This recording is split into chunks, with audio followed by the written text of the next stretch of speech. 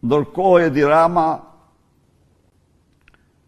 vazhdon betejën e tij don kishoteske, duke shpallur armiq të popullit, një grup blogeres dhe blogerësh, të cilët sipas tij, pasi rrjedhtoi agjenturat iraniane, greke dhe ruse, tani ka shpall si më të rrezikshmit, si armiq të rrezikshëm të Shqipërisë, blogerët, internetin, mediat sociale dhe me radhë.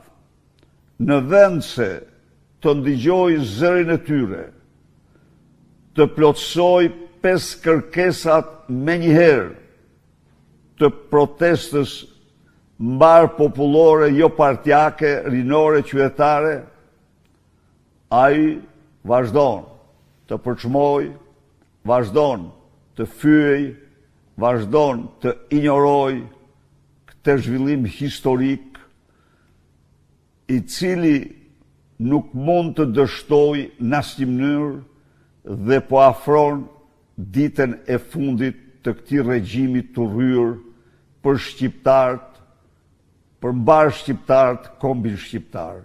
Dhe 5 kërkesat e protestuesve janë njëkohësisht kërkesa, kanë qenë dhe janë betejat edhe tonat.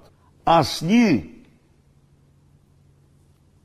paraqitje simboleve të Partisë Demokratike në protestë, sepse është protestë rinore qytetare. Çfarë mund t'i thoni ju një populli që ka 13 vite që proteston kundër Edi Ramës dhe kauzat e veta që të mos protestoj ta hesh tani?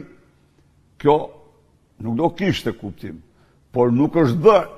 Dhe e fundit, pavarësisht nga thirrjet e dirigjuara tërësisht nga opozita e opozitës dhe grupuskula të Sorosit kundër Sali Berishës për të ndihmuar Edi Ramën, me qëllimin e vetëm për të relativizuar dhe ndihmuar Edi Ramën, thirrja ime ka qenë të gjithë në protestë.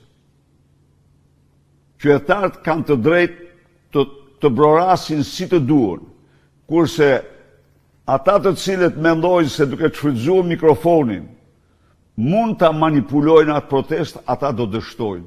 Jam dakord me ty, ajo është protest strikt rinore qytetare. Ndaj dhe nuk kam marrë pjesë,